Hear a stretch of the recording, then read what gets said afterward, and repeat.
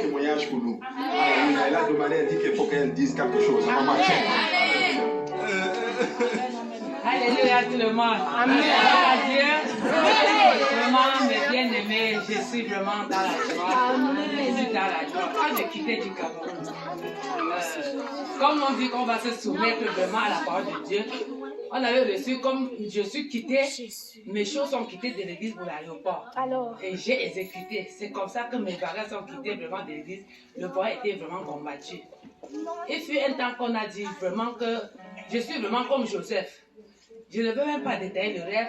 Quelqu'un a vu comme je suis, est venu ici avec toute ma famille pour cultiver le champ. L'autre dit, hey, tu viens au Canada cultiver que le champ.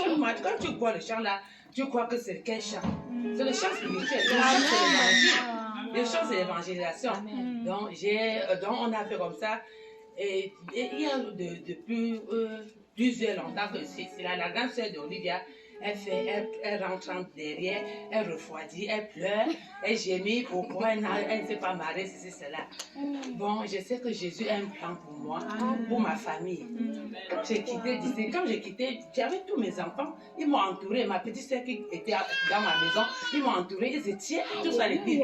Je quittais avec la tête en disant que je sais que mon derrière est soudé. Soudé pourquoi? Parce que j'ai laissé toute ma famille dans le Seigneur avant de le quitter. Donc me voici, ça fait 2 ans que sa soeur, elle ne persévère plus. Et que Seigneur, je vais te servir toi et ma famille. Ça fait 3 semaines que je suis allée vers l'homme de Dieu. J'ai dit, vers le pasteur, dit que j'ai compris vraiment l'évangile. Depuis que je n'ai pas fait 4 mois, ça comprend l'évangile du baptême de Jésus. J'ai compris. Et je suis dans mon église au Cameroun, dans notre église au Cameroun, j'étais diaconaise. Et que quand je vais venir les parler du baptême de Jésus, que je me suis baptisé, ça c'est comment j'étais en train de réfléchir avec ma tête. Je réfléchissais comment je vais les parler pour qu'ils puissent saisir la chose, tout ça. Donc j'ai bien dit au moins que j'ai bien compris. Ça fait 3 semaines que je vais aller au Cameroun. Je vais les parler du baptême de Jésus. S'ils acceptent, ils me baptisent. S'ils ne veulent pas, si le Seigneur permet que je revienne encore ici, c'est que je vais venir ici me baptiser. Même mon mari, là, il ne s'est pas encore baptisé. S'il tourne un peu là, c'est que ici, là, il va se baptiser au nom de Jésus. Je bénis le Seigneur. Dans la semaine, je suis dans un programme avec Dieu. Je vois tous les rêves que vraiment quelqu'un n'est pas dans un programme, il rêve. Mais c'est comment je peux être dans un programme avec Dieu, je fais de ces rêves comme ça. Mais je n'ai pas moi plus la résolution que je pourrais me baptiser. Aujourd'hui, quand la parole de Dieu est sortie, est-ce que je veux. La parole de Dieu, c'est chacun. Dieu cherche une personne, un homme.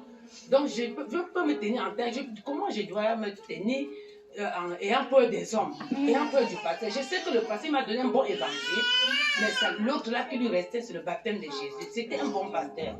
Parce que si vous voyez un chrétien quittant du Cameroun venir persévérer ici sans encore l'évangile, c'est que elle était bâtie. J'étais bien bâtie par là, j'étais bien bénie par cet homme de Dieu, mais c'est le baptême de Jésus là qui manquait. Et on est rentré sans trafic l'autre jour, on parlait de l'orgueil des pasteurs, des hommes, et comment, la manière que j'ai cru, la manière que je prêche, la manière que je fais la délivrance, comment aujourd'hui on va encore me parler du baptême. Donc c'est l'orgueil là vraiment pour les anciens chrétiens qui ont cru. Je dis que Seigneur, que l'orgueil là peut vraiment puisse s'en aller. Aujourd'hui là, c'est là de me suis tenu comme une fois si je veux voyager, je vais aller au Cameroun. Je vais aller parler de Jésus sans être revêtu de Jésus. Est-ce qu'on va me comprendre par rapport au pasteur? Je vais dire que comment il doit dire, quand dira-t-on, j'ai dit que, et si je pars, je ne retourne pas. Et si après le Seigneur m'appelle et que je ne reçois pas, j'ai pris la résolution pendant le culte, non. Allez, je vais me battre. Je sais que le Seigneur va faire. Mais bien aimé, je remets ce sujet que c'est Dieu qui détient le cœur du roi. Pendant que nous sommes partis, que le Seigneur essaie de nous utiliser, il peut toucher le cœur des pasteurs de corps de Christ qui sont chez nous là, pour qu'ils puissent écouter le pasteur. Donc, ce sont des pasteurs, et mon pasteur c'est un doyen, on comprend beaucoup à lui. Il entoure presque 20 pasteurs. Donc 20 pasteurs comprennent à lui. Donc pour qu'on puisse comprendre ça, il faut seulement que le Seigneur intervienne. Donc j'ai décidé de me revêtir de Christ. Alléluia. Avant d'aller parler de ça, si le Seigneur permet. Amen. Moi je bénis beaucoup le Seigneur et je bénis beaucoup le Seigneur pour cette église. Amen. On m'avait dit quelle église sont en train de persévérer ici. Moi, j'étais en joie, j'étais fier, j'étais content. Nous, on était contents. Parce que ce n'est pas facile de venir ici au Canada et servir Dieu de cette manière. Vraiment, je bénis le Seigneur. Que le nom du Seigneur soit glorifié. J'aime beaucoup le sujet de cette prière. Que le Seigneur puisse toucher le cœur des hommes de Dieu du côté du Cameroun. Que le nom du Seigneur soit glorifié.